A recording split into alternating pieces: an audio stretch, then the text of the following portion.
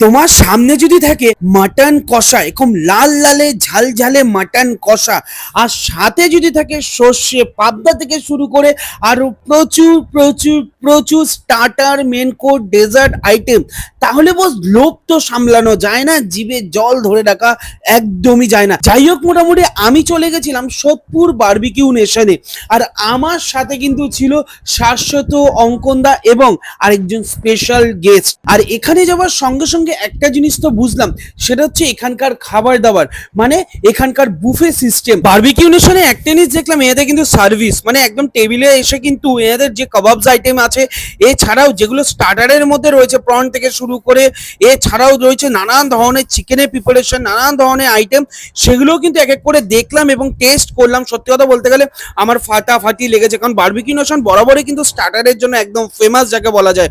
আর সত্যি কথা বলতে গেলে এত খাবার একসাথে দেখানোটা আমার পক্ষে পসিবল হয়নি, তাই ভাবলাম অল্প কিছু যতটুকু পারবো ততটুকুই তোমাদেরকে দেখাবো।